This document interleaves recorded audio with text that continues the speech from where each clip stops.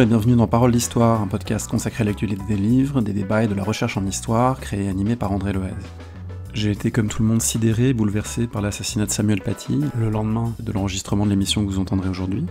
Comme ce podcast est aussi un lieu de partage au sein de la grande famille des profs, futurs profs d'histoire géo, je voudrais juste partager un instant ici le deuil, la tristesse et la solidarité avec l'ensemble des collègues qui restent déterminés à faire leur métier, fidèles à notre idéal d'émancipation par l'éducation.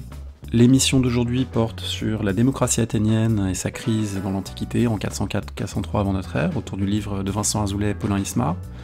Une émission que j'ai eu le plaisir de préparer, d'enregistrer en compagnie d'un autre podcasteur, ami, Luc Dérault, qui anime Chemin d'Histoire. Un crossover de podcasts donc, autour d'un livre formidable. Vous retrouvez les différents éléments sur l'émission sur le site paroledhistoire.fr. Je vous en souhaite une très bonne écoute. Nous vous proposons une émission croisée, Parole d'Histoire et Chemin d'Histoire joignent aujourd'hui leurs voix. Bonjour André Loez. Bonjour Luc Dérault. Et nous avons la joie de cheminer aujourd'hui en compagnie de deux invités, Paulin Ismard et Vincent Azoulay. Bonjour à vous deux. Bonjour. Bonjour. Vincent Azoulay, vous êtes directeur d'études à l'École des hautes études en sciences sociales et directeur de la rédaction de la revue Annales Histoire Sciences Sociales.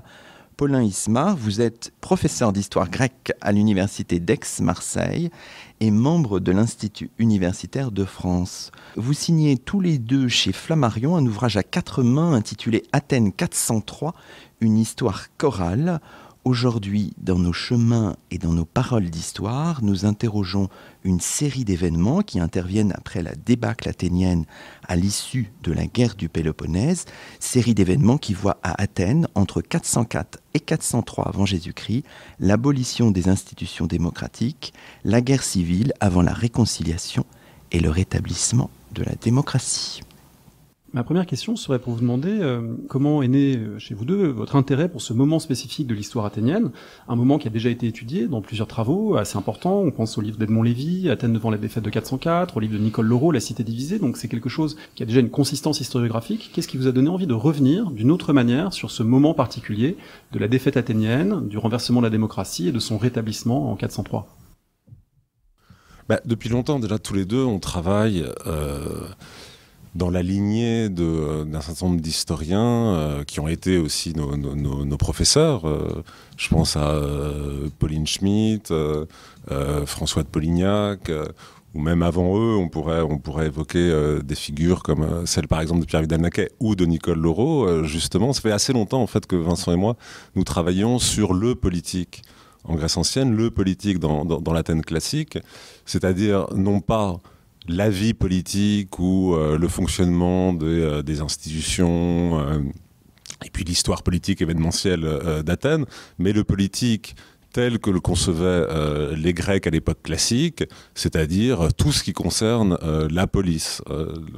Donc, de ce point de vue-là, un événement comme celui de la guerre civile nous permet de réfléchir de façon neuve, j'espère, sur les articulations ou ce qui fait le politique au sens large, de façon élargie dans l'Athènes de l'époque classique. Il y a une façon comme ça de prendre un événement et puis de tenter ce qui serait une coupe géologique qui permettrait vraiment d'aborder cette société ou le politique vraiment dans ses différentes dimensions.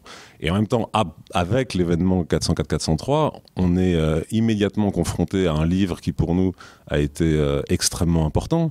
Et je pense même depuis nos années d'étudiants, je pense que c'est un livre aussi qui a beaucoup nourri notre désir d'histoire grecque, c'est le livre de Nicole Leroux. La cité divisée.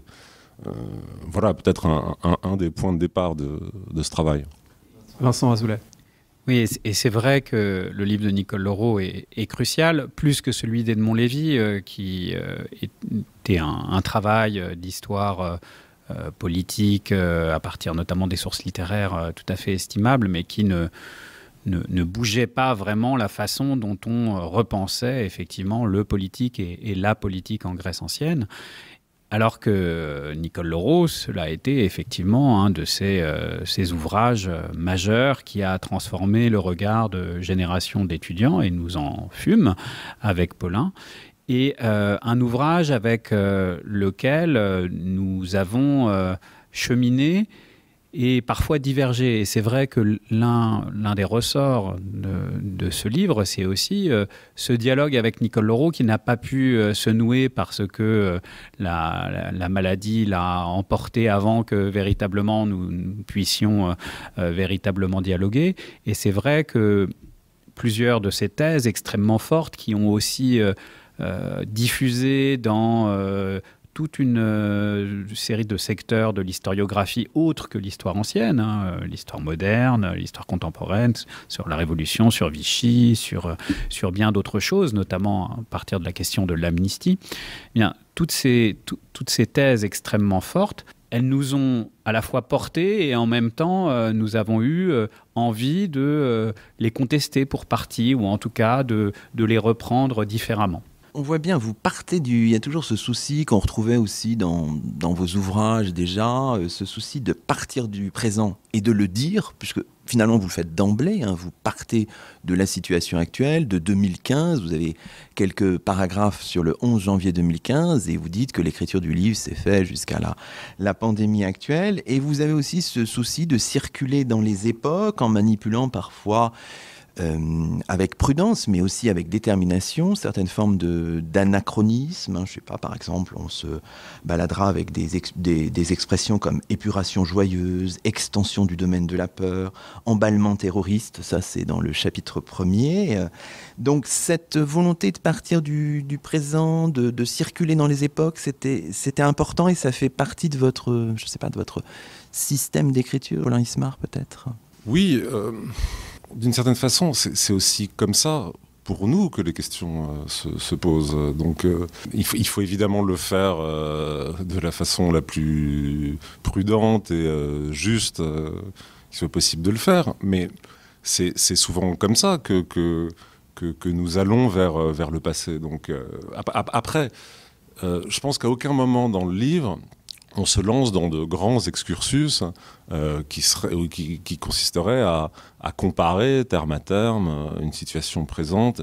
Et parfois on en voit quelques signes, mais on s'arrête toujours au point où le présent viendrait obscurcir une situation passée.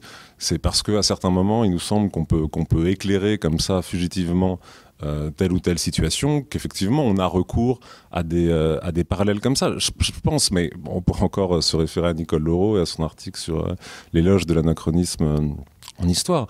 Mais quand je lis un ouvrage d'histoire, je veux dire, j'aime ces courts-circuits. Je trouve que c'est souvent très très fécond. Pour moi, un grand modèle d'écriture, alors non pas que j'essaie de l'imiter, et puis ce serait impossible, c'est trop, pour moi c'est une écriture assez extraordinaire de l'histoire, c'est quand même celle de Paul Venn. Chez Paul Venn, je pense au Pain et le Cirque surtout, il y a des raccourcis permanents, des courts-circuits, des choses bizarres comme ça qui traversent le texte, et qui jamais, je crois, n'entrave la rigueur du raisonnement, mais qui, pour moi, ça fait partie un peu aussi de ce que peut être l'écriture historienne. C'est aussi reconnaître que, bien sûr, selon ce qui est devenu un cliché historiographique, voilà, on ne va vers le passé qu'avec les questions du présent, et le fait que il vaut mieux contrôler et essayer, en tout cas de contrôler ces analogies qui de toute façon sont là pour les rendre productives, que de les ignorer, parce qu'il est vrai que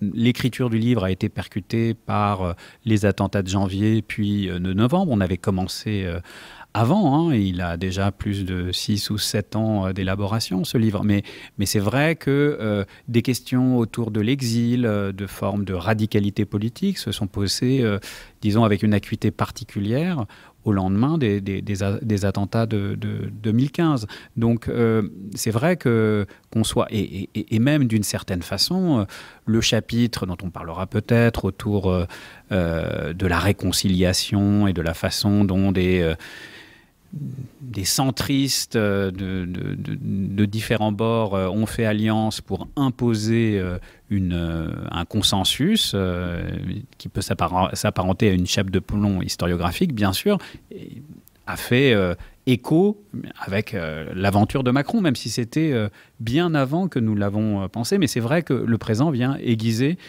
le sens historique de celui qui se laisse forcément percuté par les événements, mais essaye d'en maîtriser les effets quand il retourne vers le passé. Il faut qu'on parle de la grande originalité du livre. C'est pas le choix du sujet parce que c'est un sujet sur lequel beaucoup se sont déjà penchés, mais c'est la forme choisie pour l'étudier, une forme à la fois du point de vue du plan, puisque c'est un plan qui après une introduction va faire intervenir différents personnages les uns à la suite des autres, mais surtout du point de vue conceptuel, puisque vous proposez avec ce titre une histoire chorale, une approche particulière de la société grecque, et d'ailleurs qui peut susciter l'envie de regarder de cette façon-là d'autres sociétés, y compris notre présent. C'est l'idée du chœur qui permet de casser des visions trop binaires ou trop simplistes. On n'approche pas la société athénienne uniquement par les statuts, le libre, le non-libre, uniquement comme un tout ou au contraire comme quelque chose de fragmenté, mais la figure du chœur permet de saisir d'autres dynamiques, à la fois individuelles, collectives. Alors, est-ce qu'on peut essayer d'expliquer cette démarche? On en donnera peut-être ensuite des détails et des intérêts, mais dans un premier temps, qu'est-ce que ça veut dire pour vous que d'écrire une histoire chorale, Vincent Azoulay? Oui, non, effectivement, ça a été le pari à la fois historiographique et d'écriture de ce livre, d'essayer de partir d'une notion grecque, le choros, le chœur, pour essayer de décrire avec plus de précision, en quelque sorte à plat, avec moins de présupposés, le fonctionnement de la communauté athénienne. Et le choros, et je préciserai le chœur démocratique, même parce qu'il y a plusieurs types de chœurs, et c'est une des choses qui nous tient à cœur précisément, de le faire valoir la diversité chorale qui existe dans le monde grec. Donc c'est le chœur démocratique, pluriel, dissonant, compétitif, qui a été le modèle que nous avons essayé non pas d'appliquer, mais disons de faire travailler avec la communauté athénienne telle qu'on voulait l'envisager. Et à côté de cela, bien sûr, il y avait, et c'est là encore, le présent, le monde dans lequel on vit, la choralité, là, prise comme expérience d'écriture ou cinématographique, comme façon d'essayer de restituer le monde dans notre contemporanéité, et donc d'essayer de faire un pont entre cette conception du chœur antique, pour décrire la communauté athénienne dans toutes ses articulations, et une forme d'écriture chorale qui puisse aller cheminer main dans la main de façon à obtenir la description la plus judicieuse, en tout cas décalée par rapport à ce que l'on fait souvent de la communauté athénienne. Oui, enfin, c'est-à-dire que si on choisit ce terme de choros et qu'on essaie de restituer des chœurs dans notre description de la société athénienne, c'est aussi parce que c'est le terme que les auteurs anciens privilégient eux-mêmes pour penser ce qu'est un groupe, ce qu'est une collectivité, dans sa forme la plus générale. L'idée, c'est que, aussi bien souvent, quand on entreprend de décrire le fonctionnement de la société athénienne, nous, on emploie des termes qui sont souvent en partie imparfaits, c'est-à-dire les termes on parle de structure, on parle de groupe, on parle de réseau. Parfois, on veut employer le terme d'association, mais pour décrire des choses qui ne correspondent pas tout à fait à ce que nous, spontanément, on entend sous le terme d'association. Donc il y avait l'idée aussi, en employant le terme de choros, d'être fidèle à la façon dont les Athéniens eux-mêmes conçoivent des collectifs pluriels. Parce que le terme de choros, c'est une métaphore absolue, on le dit dans le livre, qui s'applique à vraiment un ensemble de groupes, des groupes humains et extra-humains, dès qu'il faut penser à la fois la diversité et la potentialité de l'unité. L'unité dans la polyphonie au risque de la dissonance. C'est toute cette question-là que le chœur pose. Et comme le dit Vincent, la choralité, alors un certain type de choralité, en tout cas celle qui nous intéresse en particulier, à partie liée avec l'expérience démocratique, très profondément. Donc c'est aussi une façon, parce que c'est la question de la pluralité et de la polyphonie.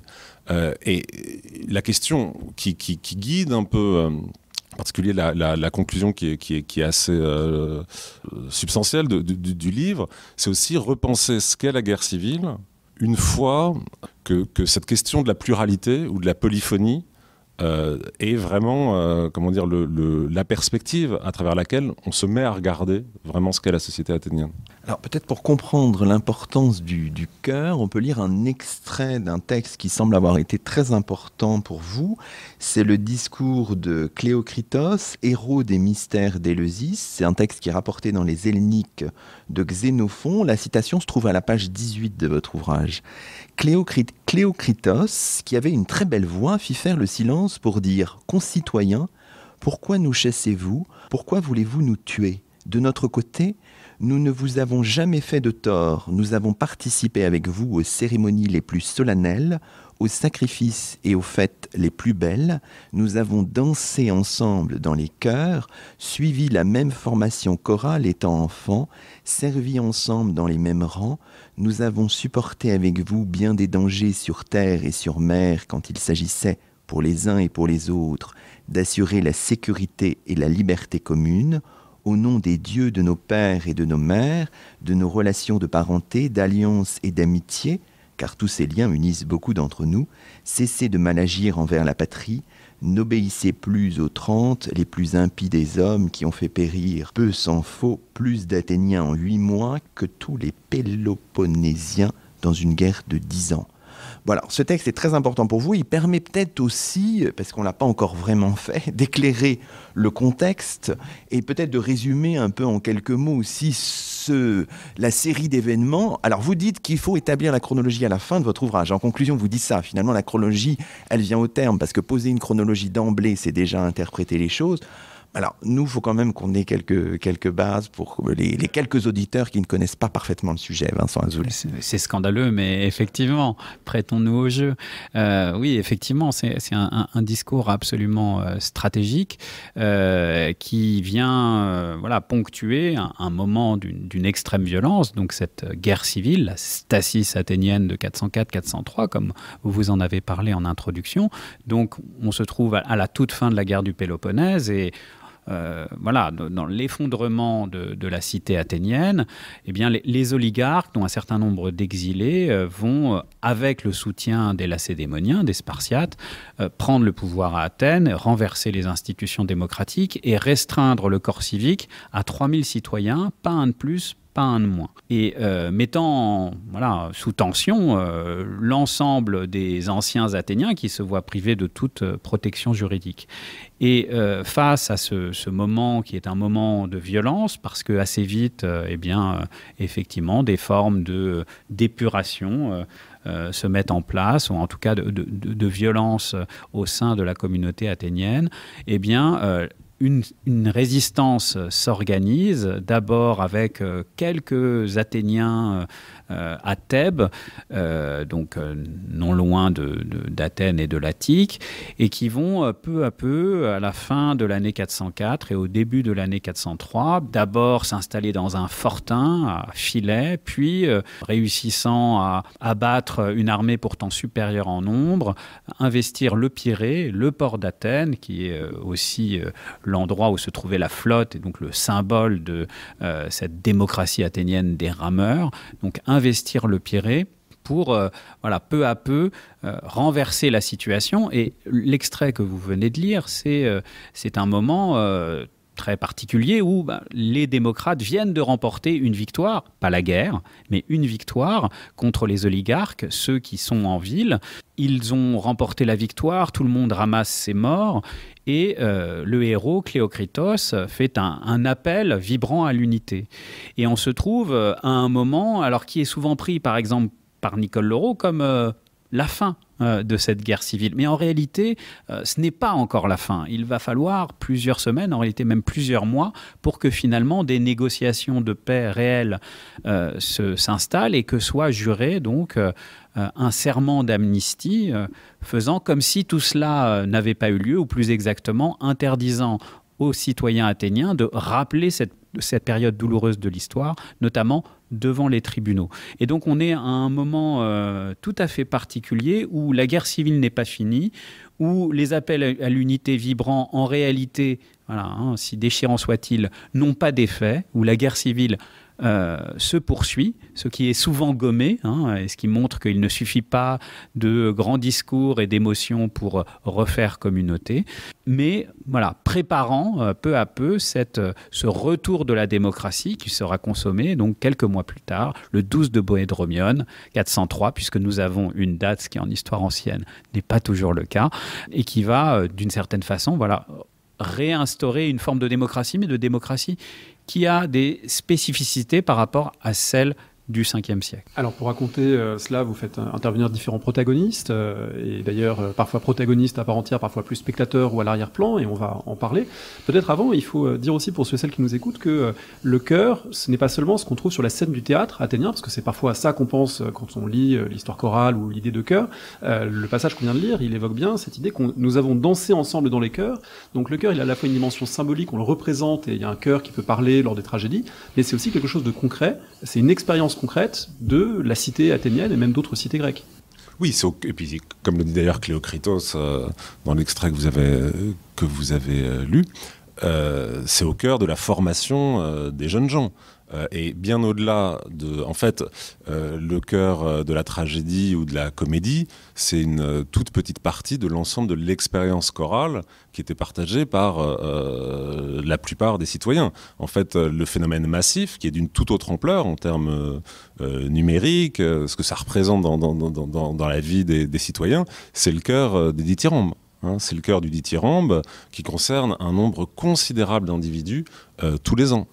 Est-ce qu'on peut préciser le sens de certains termes comme chorège, choreute, coryphée, qui reviennent dans votre ouvrage et qui, là aussi, ajoutent de la complexité à cette expérience chorale? Oui, c'est-à-dire que... Alors, encore une fois, l'expérience chorale, elle se décline de façon sensiblement différente d'une cité à l'autre. L'expérience chorale athénienne, un de ses traits spécifiques, c'est justement la multiplicité des rôles, ou on pourrait dire le dédoublement des rôles. Alors, vous avez le chœur, vous avez le coryphée, qui est d'une façon le porte-parole du chœur, celui qui, seul et en dialogue avec l'ensemble des choreutes, va prendre la parole. Et au-delà, vous avez le chorodidaskalos, qui est celui qui règle le chœur, qui enseigne aux choreutes à fonctionner en chœur. Et par ailleurs, il y a le chorège. Le chorège, c'est celui qui finance l'activité chorale, qui donc souvent qui appartient toujours à l'élite, permet de financer les représentations chorales, l'activité chorale. Et qui est obligé de le faire puisque ça fait partie des liturgies, donc des charges auxquelles sont astreints les plus riches Athéniens. Voilà. Et une des spécificités athéniennes, par exemple, c'est cette séparation entre le coryphée et le chorège. Alors que dans d'autres cités, il semble que le chorège a prétention à incarner ou à se faire lui-même le porte-parole du chœur. Donc ce dédoublement, enfin cette fragmentation de la façon des positions est en elle-même particulièrement intéressante. Donc on joue sur ces figures, qui étaient des figures évidemment extrêmement familières pour tous les Athéniens, pour ensuite tenter de reconstituer des chœurs, et à l'intérieur même de ces chœurs, parce que à l'intérieur même des chœurs, il peut y avoir des dispositifs plus ou moins hiérarchiques. Des dispositifs aussi qui peuvent être mouvants, mais où il y a à certains moments des individus qui jouent le rôle de coryphée, qui occupent la fonction de chorège. Donc ces positions qui sont familières à tous les Athéniens, de toute façon on les utilise pour aussi tenter de décrire différemment la société athénienne. Alors du coup, ça se retrouve dans l'architecture du livre, qui est très intéressante et qu'on va peut-être évoquer pour donner aussi de la substance à ce qu'on dit.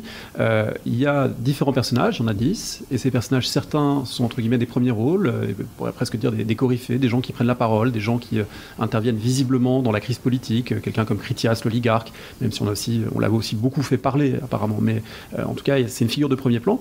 Et puis d'autres qui sont plus à l'arrière, qui font partie du chœur, et tous pris ensemble, ces 10, ils dessinent finalement un chœur un peu singulier, vous les faites travailler comme un chœur pour éclairer de façon différente à chaque fois une facette de cette histoire athénienne. Alors, est-ce qu'on peut, peut-être pas tous les citer, mais évoquer comment on pourrait classer ces différents personnages, comment vous les avez choisis?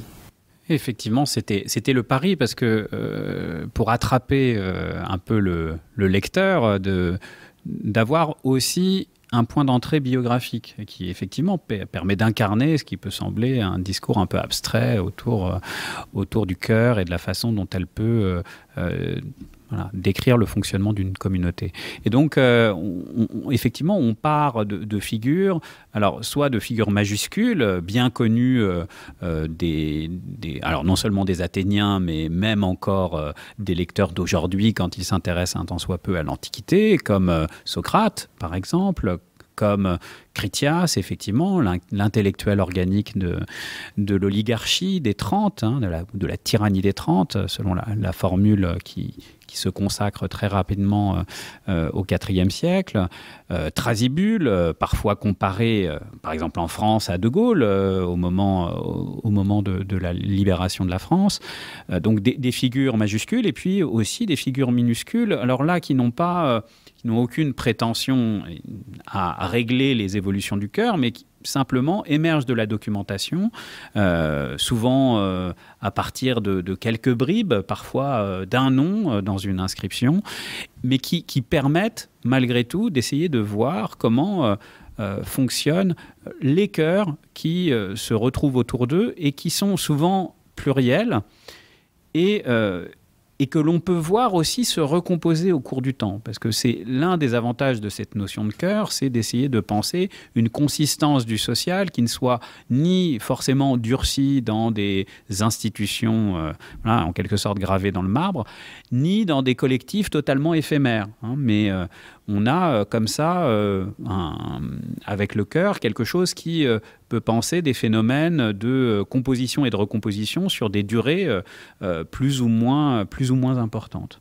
Donc oui, figure majuscule, figure minuscule, avec alors des femmes, même si c'est toujours difficile et plus difficile avec les sources largement masculines et gommant leur importance, qui sont celles de l'histoire grecque, mais aussi des esclaves, mais qui ne sont pas simplement que des esclaves, justement, puisqu'on essaye de déjouer les grandes répartitions statutaires. Mais il y a aussi l'idée d'une variation dans les formes d'écriture de l'histoire que ces personnages imposent. Parce que dans certains cas, on peut prendre Lysias comme exemple, qui clôt le livre. C'est un personnage sur lequel, pour le coup, il y a quand même énormément de sources, qu'on croit bien connaître.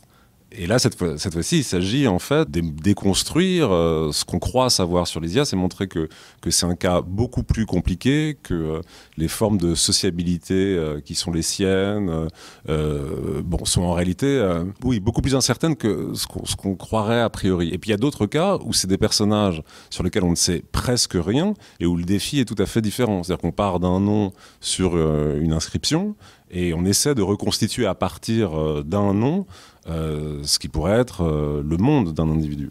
Oui, alors on a bien compris ce que vous faites, l'importance de la figure du cœur, votre démarche chorale. Alors je dirais juste un mot sur ça parce que ça m'a amusé, mais vous dites, quand vous soulignez la pertinence du schème choral, vous dites il s'agit notamment de dépasser l'idée de réseau, dépasser les apories que rencontre l'usage immodéré de la notion de réseau, vous l'évoquiez tout à l'heure. Je dois dire que ça fait vraiment du bien de lire ça, je trouve, personnellement. Bon, mais là, insistons peut-être pour terminer cette première partie de l'émission sur votre écriture, qui est elle-même chorale, à 4 mains. Vous dites dans vos remerciements ce livre est le fruit d'un travail en commun, joyeux et amical, qui s'est étalé sur plus de 6 ans, vous l'évoquiez tout à l'heure. Alors comment finalement penser, écrire à deux ? Racontez-nous un peu cette expérience d'écriture chorale. Vous l'aviez déjà fait, mais là, ça prend de l'ampleur, Vincent Azoulay. J'ajoute juste que cette écriture chorale, qui d'ailleurs figure sur la couverture du livre, puisque vous avez placé, vos noms ont été placés de façon circulaire sur la couverture, et donc là, il y a vraiment le rappel de la forme chorale adoptée pour l'écriture. Oui, la couverture est très réussie. Je ne sais pas pour le livre, mais la couverture, on n'a aucune responsabilité là-dedans, et effectivement évoque cette pensée en mouvement qu'on a essayé d'incarner. Et oui, c'est une expérience, mais une expérience qui nous est assez naturelle, parce que cela fait effectivement une quinzaine d'années, en réalité, qu'on travaille très étroitement, que nous avons déjà publié et écrit ensemble, et avec toujours à la fois le même plaisir et le mystère d'une certaine complémentarité aussi, parce qu'on on n'est pas tout à fait pareil et que précisément on arrive, les forces et les faiblesses de l'autre sont toujours un appel à aller plus loin. En tout cas, moi, c'est comme ça que je le ressens. Et c'est vrai que l'écriture s'est fait assez naturellement. On parle, mais on se voit quasiment quotidiennement depuis une quinzaine d'années. Donc en réalité, c'est pas une très grande difficulté d'écriture. C'est surtout une grande chance de penser et de penser véritablement à deux. Et ça, c'est quelque chose qui s'apparente à un cadeau pour nous.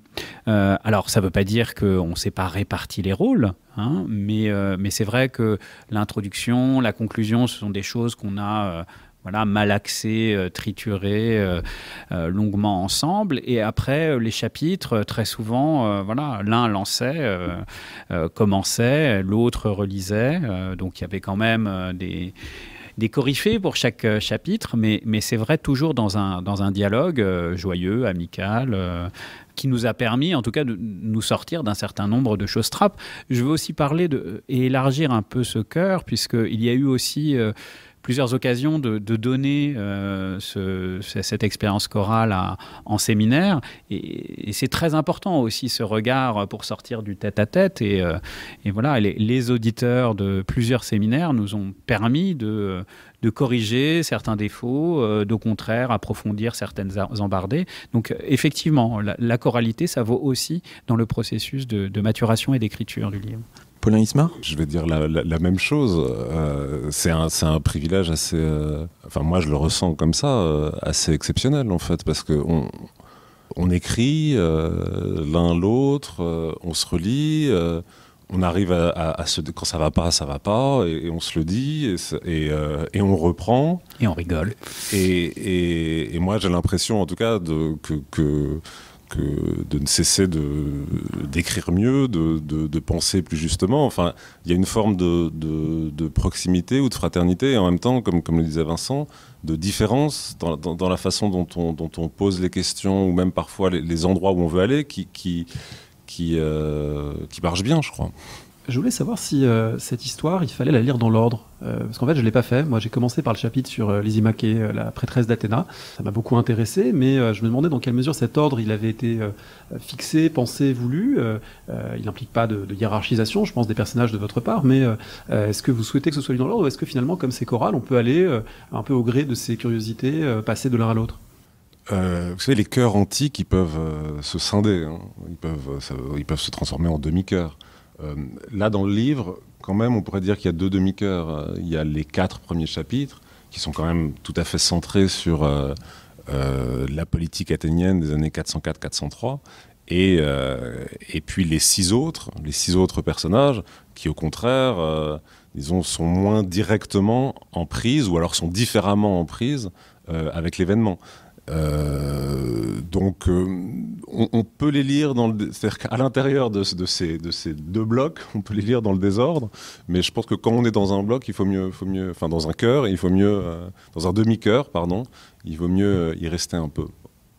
Oui, parce que notamment pour l'un des paris, justement parce que comme vous l'avez rappelé, Luc Dérault, on a choisi de véritablement affronter la question chronologique en conclusion, mais malgré tout, le pari de cette écriture chorale sur les 4 premiers chapitres, ça a été de faire cheminer le lecteur dans cette histoire compliquée de la guerre civile athénienne, donc à travers des personnages, mais aussi malgré tout avec quelque chose comme non pas un chemin chronologique, parce qu'il y a sans arrêt des chevauchements, mais quand même une organisation qui permet de s'orienter sans avoir un discours de surplomb de l'historien qui viendrait immédiatement ranger les événements les uns après les autres. Donc effectivement, disons qu'il y a une possibilité de circulation, et de toute façon le lecteur fait toujours ce qu'il veut à la fin, mais c'est vrai qu'on a penser une certaine organisation qui n'est pas rigide, comme le chœur, mais avec un système malgré tout de demi-contrainte, on va dire. Alors il y a derrière une gradation très intéressante dans cette première partie et dans ce premier cœur principal des grands protagonistes politiques, puisque on passe de Critias l'oligarque à Thrasybule le démocrate, avec deux figures finalement dont les contours sont complexifiés mais qu'on identifie a priori qui sont les plus familières. Et on arrive au troisième qui est Archinos, et là il y a vraiment un décalage qui se fait pour le lecteur parce que on découvre des modérés qui l'emportent, mais qui l'emportent sans modération. Et c'est un des points, je trouve, intéressants dans votre manière d'affronter, c'est la résolution de la crise politique athénienne, on en parlait un petit peu tout à l'heure, cette idée que le triomphe des modérés, c'est pas un triomphe, c'est pas simplement un compromis tiède, c'est quelque chose d'un peu différent, c'est quelque chose qui a aussi une force politique très singulière. Est-ce qu'on peut revenir peut-être sur ce troisième personnage et ce moment qu'il incarne et l'importance que ça a pour la résolution de cette crise? Vincent Azoulay. Oui, volontiers. Effectivement, cet Archinos, c'est une grande figure de la réconciliation athénienne, en même temps quelqu'un qui n'a pas cristallisé autour de lui de riches traditions historiographiques, en tout cas bien moins que Critias, l'affreux Jojo de l'affaire, ou Thrasybule, le héros libérateur, mais qui lui aussi a peiné à véritablement faire mémoire. Mais enfin bon, lui, c'est sûr qu'il a été extrêmement important, mais d'une façon qui n'a laissé guère de traces dans l'histoire. Et pourtant, c'est effectivement lui autour de lui que s'organise une sorte de compromis politique qui permet la réconciliation avec, Paulin parlait de demi-cœur, avec la construction, donc après la réconciliation, et une volonté farouche d'imposer la réconciliation en tendant la main aux oligarques les plus modérés, puisque Archinos, lui, était une figure de résistant démocrate, il avait accompagné Thrasybule à Thèbes, il faisait partie des premiers résistants démocrates contre les 30, mais en même temps, avec chevillé au corps, la volonté de, alors non seulement de faire cesser la guerre civile, mais d'imposer un nouveau compromis politique autour du respect des frontières de la communauté civique. D'une communauté civique qui n'accueillerait pas les métèques et les esclaves qui pourtant avaient cheminé avec Thrasybule, avec Archinos, dans la lutte contre l'oligarchie. Et Archinos, avec d'autres, donc, ont, comme cela, réussi à passer un compromis politique extrêmement efficace, imposant la réconciliation au prix parfois d'un maintien de l'état d'exception. C'est-à-dire qu'un démocrate souhaitant contrevenir à la réconciliation, en tout cas réclamant qu'on punisse un certain nombre de personnes qui avaient du sang sur les mains, est exécuté donc après la réconciliation, alors que les démocrates l'ont emporté, à l'instigation d'Archinos, sans véritable jugement. Donc ce qui renvoie aux pratiques en réalité des 30 et de l'oligarchie, de mener ainsi des procès qui ne soient pas véritablement sanctionnés par une procédure en bonne et due forme. Et donc il y a comme ça une sorte de maintien de l'exception, de l'état d'exception, de façon à ce que les Athéniens puissent se réconcilier coûte que coûte. Et alors, c'est aussi un point de divergence avec l'analyse de Nicole Loro sur la stasis de 403, parce qu'elle voit un mécanisme puissant à l'œuvre en 403 avec la réconciliation athénienne qui serait, disons pour les Athéniens, une façon de refouler le spectre de la stasis, de la guerre civile, de vouloir à tout prix comme ça le mettre à distance. Alors que ce qu'on essaye de montrer, c'est comment certains groupes politiques et sociaux à l'intérieur de la communauté avaient intérêt à imposer cette vision de l'histoire. Alors qui a été de fait embrassée par les Athéniens, mais cela n'empêche pas d'essayer de compliquer l'anthropologie de Nicole Loro par une sociologie qui permet de voir comment concrètement l'alliance des démocrates modérés et des oligarques modérés s'est effectuée, et s'est effectuée avec une volonté de faire et une grande violence pour imposer le compromis politique. Quand on regarde ces figures politiques singulièrement, ça vaut aussi peut-être pour le reste des personnages, on voit bien qu'il faut sans cesse, comment dirais-je, raisonner à des échelles de temps extrêmement variables, quoi. C'est-à-dire, de temps en temps, on est resserré vraiment sur ce qui se passe entre 404 et 403, et puis de temps en temps, on va vers l'amont, vers l'aval, donc est-ce que vous pourriez un petit peu nous expliquer comment vous avez géré tout ce temps-là, toutes ces strates, cette forme de sédimentation d'événements, cette mémoire dont certains sortent vainqueurs, dont d'autres, on pense à Thrasybule, finalement sortent perdants. Enfin voilà, comment est-ce qu'on fait en tant qu'historien pour jouer sur les échelles de temps, Paulin Ismard? Je dirais que quand même en histoire ancienne, on est tout le temps dans une double démarche qui consiste à identifier les événements tels qu'ils ont eu lieu, ou les personnages tels qu'ils ont été, et en même temps sans jamais pouvoir se déprendre de traditions ou de constructions à la fois historiographiques et mémorielles qui ont été je veux dire, celles de leur temps, mais qui survivent jusqu'à nous. On est toujours dans ce double processus. Thrasybule, c'est à la fois le libérateur de 403 et c'est en même temps celui dont la mémoire n'a cessé d'être travaillée, discutée depuis finalement le début du IVe siècle. C'est-à-dire comment les Athéniens, peu de temps après la libération d'Athènes, construisent ou au contraire négligent la mémoire de Thrasybule.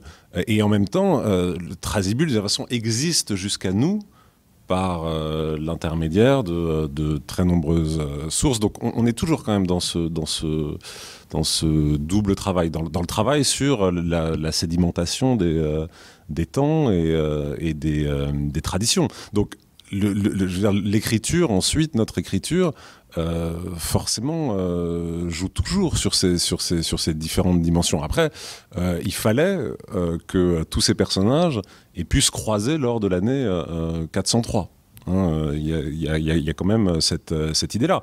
Mais il donne à voir même on pourrait dire des régimes de temporalité qui sont très différents. Quand on va s'intéresser à la campagne athénienne à partir d'un personnage qui s'appelle Eutéros, dont on voit bien les incidences sur sa propre vie qu'ont eu les événements de 404-403, on plonge évidemment dans le temps très très long des structures agraires de l'Athènes classique, des formes du travail telles qu'elles existent dans l'Athènes classique, mais sans que... voilà, c'est le temps long ou les structures longues du temps de ces sociétés qu'on entrevoit en prenant comme point de départ l'année 404-403. Vous dites il faut qu'ils aient pu se croiser, et le fait que les personnages puissent se croiser, c'est parfois un exercice d'imagination pour l'historien. Je pense à un petit livre de Patrick Boucheron qui a fait se croiser Léonard et Machiavel parce que c'était plausible sans que ce soit attesté par les sources, un petit peu de la même façon. Je trouvais une page très intéressante dans la fin du chapitre sur la prêtresse d'Athéna, Lysimaque, où vous évoquez cette scène finale extraordinaire à l'Acropole, le 12 du mois de Boédromion 403, où on voit presque de manière cinématographique Thrasybule, la prêtresse, le moment des sacrifices, l'apparence des personnages. Et là, c'est à la fois plausible et imaginé, et donc c'est évidemment en fonction des sources et de leurs lacunes, dont on sait qu'elles sont très importantes, notamment pour ce qui concerne les femmes, même une femme importante comme une prêtresse d'Athéna, c'est très lacunaire. Quelle place, du coup, tient l'imagination pour, par moment, soit faire tenir un certain nombre de choses, soit aller au-delà de ce que les sources peuvent vous dire? Oui, c'est effectivement c'était un des enjeux de l'écriture au vu des sources qui existent en histoire ancienne. Et effectivement, avec Lysimaque, on a décidé, alors c'est aussi parce qu'on compte bien en faire une franchise hollywoodienne, mais on a décidé effectivement de conclure ce chapitre par une scène qui est un rêve, mais j'ai envie de dire un rêve contrôlé. C'est-à-dire que, parce que oui, ça ne vient pas au début, ce rêve, enfin... On l'amorce en ouverture de chapitre, mais ça vient vraiment à la fin, une fois qu'on a restitué dans toute son épaisseur le personnage de la prêtresse Lysimaque à partir de toute une série d'indices épigraphiques, archéologiques, textuels. Et c'est donc en bout de course, finalement, que ce personnage, qui n'est pas là, qui n'est pas évoqué dans les grands textes autour de la réconciliation, lorsque Thrasybule et sa troupe montent sur l'Acropole et viennent sacrifier à Athéna. Donc c'est en bout de course qu'on réintroduit ce personnage absolument central, effacé par les auteurs anciens, mais qui était là et dont on espère avoir... restituer la silhouette avec justesse. Et donc, effectivement, on se permet là non pas de compléter l'histoire, mais simplement de rendre la place à une actrice des événements absolument centrale, même si elle n'est pas évoquée par les sources. Non, il y a une autre scène un peu similaire, qui est l'envers d'une façon à la fin du livre, lorsqu'on imagine le philosophe cordonnier Simon, un disciple de Socrate, qui regarde l'agora d'Athènes depuis sa boutique. Une boutique dont on sait qu'elle était en bordure de l'agora. C'est un personnage très très intéressant puisque c'est un disciple de Socrate, dont on sait qu'il a écrit plusieurs textes dont tous sont perdus, mais un disciple de Socrate qui ne s'est pas entièrement livré à la philosophie, qui n'a pas fondé d'école, qui est resté cordonnier. Et rien que cette idée-là, en fait, est étonnante et elle donne à penser. Et donc l'idée à ce moment-là, c'est d'envisager l'agora depuis cette position-là, qui n'est pas la position ordinaire d'après laquelle on la regarde, tout simplement. Bon, mais là aussi, c'est de toute façon un autre rêve. Prolongeons un petit peu ce débat. On a été tous les deux, André et moi, frappés par ce chapitre 5, cette belle rêverie. Et en même temps, on est presque un petit peu effrayé. On se dit, mais j'ai un point de vertige, un point de bascule. Là. Comment rester quand même dans une restitution de contexte sans basculer dans quelque chose de différent, de l'ordre de la fiction? Enfin, quels sont en quelque sorte les garde-fous, peut-être, Vincent Azoulay? Ils sont très importants. C'est ce que je disais sur ça ne peut venir qu'à la fin, précisément. Et parce que, précisément, on a cheminé avec la prêtresse et qu'on a une idée très précise de son importance à Athènes, puisqu'elle a été l'objet d'une statue, probablement une statue honorifique, donc accordée par le peuple athénien sur l'agora d'Athènes après sa mort, vers 360, elle qui a été pendant 64 ans donc prêtresse d'Athénapolias, donc le culte le plus important de la communauté. Et on sait, et ça c'est certain, qu'elle présidait à tous les sacrifices se trouvant sur l'acropole et qu'elle avait une agentivité, dirait-on aujourd'hui, extrêmement importante, puisqu'elle était considérée en réalité comme un magistrat, rendant des comptes, maniant un sceau, donc une figure tout à fait particulière, mais qui organise un chœur autour d'elle, puisqu'elle est en quelque sorte métonymie de toutes les Athéniennes.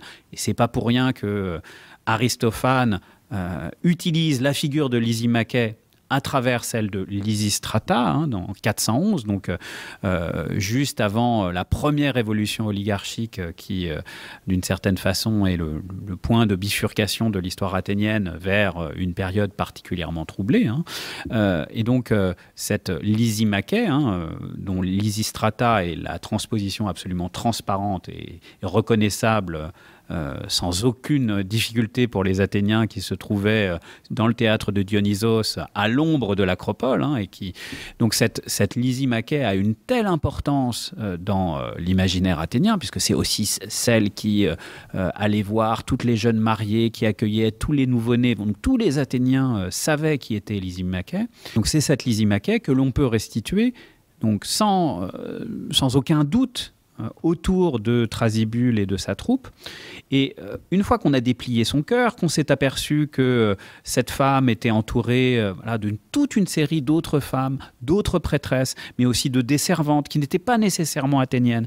Donc on a reconstitué ces chœurs multiples et qui défient les classifications statutaires bien ordonnées. Eh bien, on peut à ce moment-là s'abandonner à une rêverie finale. Mais c'est une rêverie qui est totalement contrôlée et où personnellement, je crois, nous n'avons pas l'impression de prendre de risques en la mettant dans la scène à sa place, qui n'est pas la principale, mais qui est loin d'être négligeable. Mais vous dites on est aux limites de la fiction. En même temps, vous voyez que là, Lysimaché, la source la plus explicite à son sujet, est-ce que c'est de la fiction, Lysistrata d'Aristophane? Quel est le statut de ce texte entre fiction et... bon, on ne sait pas très bien, parce que c'est une fiction, mais qui évoque de façon très claire un personnage bien réel. Bon. Pour prolonger sur cette question, En lisant ce chapitre, j'ai aussi été frappé par la reconstruction très érudite que vous faites, du lien entre Lysimaque et puis les mythes d'autochtonie athéniens. Et évidemment, les Athéniens devaient sans doute reconnaître Lysimaque dans Lysistrata. Est-ce qu'ils étaient tous capables de reconnaître un certain nombre des reconstructions très érudites et très poussées que vous faites, en vous appuyant sur le texte d'Aristophane, mais aussi sur d'autres traditions? C'est une question un peu du même ordre que celle qui a pu se poser pour les médiévistes quand ils étudient le programme iconographique des cathédrales, par exemple, en se demandant dans quelle mesure les fidèles ordinaires, finalement, pouvaient avoir accès au degré de complexité que les historiens d'aujourd'hui savent décrypter. Est-ce que, pour l'Athènes du 5e siècle, ou de la fin du 5e siècle, est-ce que les individus ordinaires d'Athènes auraient perçu toutes les variantes, toutes les traditions, tous les emboîtements d'histoire et les strates que vous reconstruisez pour chacun de ces personnages? C'est une excellente question et oui, mon capitaine. Parce qu'en l'occurrence, c'est pas si compliqué que ça. Hein. Le récit d'autochtonie, depuis le milieu du 5e siècle, est devenu obsédant dans toute une série, pas seulement dans le registre figuré, au théâtre. Donc l'autochtonie, c'est pas quelque chose qui est... C'est vraiment le récit fondateur d'Athènes. Donc, là-dedans, dans ce récit d'autochtonie, donc qui conduit les Athéniens à se penser tous issus de la terre, donc d'érectés, eh bien, la prêtresse de Lysimaque joue le rôle effectivement de sorte de sur-autochtone, parce que certes, tous les Athéniens sont censés descendre d'érectés, en tout cas, c'est l'histoire qu'on commence à se raconter à partir du milieu du 5e siècle, mais pour la prêtresse Lysimaque, là, il n'y a aucun doute, puisque elle descend en droite ligne de la famille, de la lignée d'Érectée. Et donc, voilà, s'il y a une chose que tous les Athéniens savent de Lysimaque, c'est que elle est vraiment autochtone, même si tous les Athéniens se pensent tels. Et on n'est pas dans des strates complexes du discours athénien. C'est ce qui est matraqué dans toutes les oraisons funèbres qui avaient lieu à peu près tous les ans, puisque tous les ans il y avait des guerres, et donc un orateur s'avançait devant la foule céramique pour faire l'éloge de la cité à travers ceux qui étaient tombés pour la patrie. Et l'un des refrains, des passages obligés de ces discours funèbres, c'était l'autochtonie. Et donc, il y a autour de l'autochtonie un savoir partagé, et lorsque Aristophane s'amuse avec le nom de Lysistrata, mais aussi celui de la première prêtresse tirée au sort démocratiquement parmi toutes les femmes athéniennes qui s'appelle Myrinée, eh bien, il ne s'embarrasse pas de précaution, il l'appelle Myrinée. Donc là, on n'a même pas une transposition entre Lysimaque et Lysistrata, on a le même personnage et qui agit comme une sorte de seconde de Lysistrata. Donc on a besoin, nous, de beaucoup d'érudition pour reconstituer toute une série d'échos et donc essayer de recontextualiser ces pièces qui sont bien éloignées de nous, mais pour le spectateur athénien lambda, il n'y a pas à se tromper. Et les effets massifs de sens sont là. Et moi, c'est une question cruciale parce que effectivement, je pense qu'on a été beaucoup, et au-delà de l'histoire ancienne, à être frappé par un texte de Paul Venn. On en parlait comme à propos de la colonne Trajane, et donc tous ces discours qui sont extrêmement complexes, mais qui en réalité convainquent avant tout ceux qui les produisent plutôt que ceux qui les reçoivent, qui peuvent à peine les voir. Là, justement, on n'est pas dans ce cas de figure-là. On est avec quelque chose qui est donné devant tous les Athéniens et avec des éléments et des formes de clin d'œil extrêmement appuyées. Et même du point de vue des Athéniens, le comique ne se caractérise pas par sa subtilité. Là, on comprend bien qu'on est devant un moment de crise politique, civique très profonde et qui génère aussi beaucoup de sources. Et du coup, je me demandais si on pouvait imaginer d'autres contextes pour Athènes, voire pour une autre cité, mais ça paraît plus compliqué, pour lesquels on pourrait essayer un peu cette forme d'histoire que vous avez essayé de faire. Alors, est-ce que ce serait autour de la paix de Philocrate, qui a beaucoup fait discuter, autour de la mort d'Alexandre? Est-ce qu'il y a d'autres moments dans l'histoire athénienne ou ailleurs dans l'histoire antique où finalement on aurait assez de sources pour essayer comme ça de bricoler une histoire chorale, peut-être pas comme celle-là avec autant de densité, mais est-ce que ça s'y prêterait à d'autres contextes? Paulin Ismar. Oui, je pense. Moi, un moment qui m'intéresse un peu, par exemple, c'est l'extrême fin de la démocratie athénienne, le moment où elle disparaît, en fait, où elle est abattue véritablement, puisque en 404-403 c'est à peine une année. Et puis il y a ce moment de la fin du IVe siècle, mais qui en fait est de courte durée. 15 ans. En fait, la démocratie athénienne, elle meurt vraiment avec l'arrivée des troupes de Sylla à Athènes. Et toute la fin du IIe siècle, le début du 1er siècle, avec des sources de nature très très différentes, et puis la présence de toute façon, des intérêts romains, puis des troupes romaines, ça se prêterait, je pense, à quelque chose d'assez formidable de ce point de vue-là. Et la paix de Philocrate, vous en parliez, enfin, ce moment, le moment de l'Athènes qu'on qualifie de démosthénienne, alors que Démosthène a tout raté, mais enfin bon, ce moment de la paix de Philocrate, c'est aussi le moment où dans les discours des orateurs, revient de façon obsédante le thème de Philippe comme Corrège, qui manipule, donc comme celui qui finance un cœur et donc corrompt les élites grecques pour mettre à sa merci l'Hellade tout entière. Donc on a à travers, parce qu'on a effectivement, c'est toujours dans les moments tragiques, les moments où ça se défait, que l'écriture de l'histoire s'accroche, que les sources s'agrègent et prolifèrent. On a comme ça plusieurs moments qui ne sont pas forcément les moments les plus heureux et les moins mouvementés, mais où on pourrait imaginer de retenter cette expérience, mais sans en faire non plus une franchise. Alors, ultime question peut-être. Donc ce livre paraît là, le 15 octobre. Est-ce que déjà, encore vous avez des idées de quels sont vos chemins de recherche? Est-ce que c'est déjà un peu tracé ou est-ce que là, vous faites, voilà, c'est bien, je sais pas, vous respirez, ou est-ce que déjà le début de l'autre chemin est un peu tracé, Paulin Ismar? Je pense qu'il y aura d'autres chemins ensemble. Là, en attendant, il faut qu'on finisse des choses chacun individuellement. Moi, j'en avais déjà parlé, on avait déjà parlé, je crois, l'année dernière.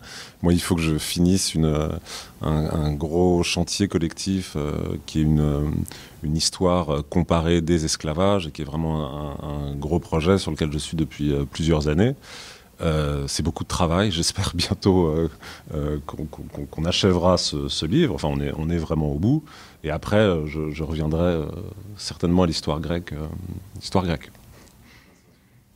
Il y a forcément plusieurs projets, et même en général, quand se finit un livre, c'est parce que déjà se médite le suivant. C'est peut-être à cela que se signale la fin d'un livre, quand on a vraiment envie d'en finir, parce qu'on en a déjà un autre en tête. Alors, je travaille sur plusieurs choses, mais l'une des choses qui m'excite particulièrement depuis quelque temps, c'est la question de la participation, c'est-à-dire aborder la démocratie par ce thème de la participation, sachant que c'est ainsi qu'on le fait, et qu'on le fait, à mon sens, mal. Donc j'essaye de travailler notamment autour de l'envers de la participation, c'est-à-dire de l'absentéisme, pour montrer que précisément la démocratie athénienne ne marche pas à la participation, qu'elle va très bien avec l'absentéisme, et que l'absentéisme n'est pas un problème, tout simplement parce que la démocratie dans son cœur, bien sûr, entraîne de la participation, mais que ce n'est pas là son projet de faire participer les citoyens, mais plutôt, disons, on va dire, de contrôler les élites. Mais ça nous emmènerait plus loin. Belle perspective. Merci beaucoup. Merci à tous les deux. Merci.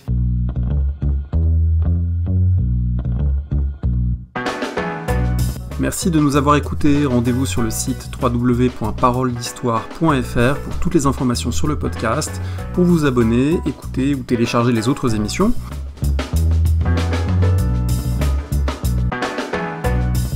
La discussion se poursuit aussi en ligne, notamment sur Twitter. Vous pouvez poser des questions @paroledist et à bientôt pour un prochain épisode.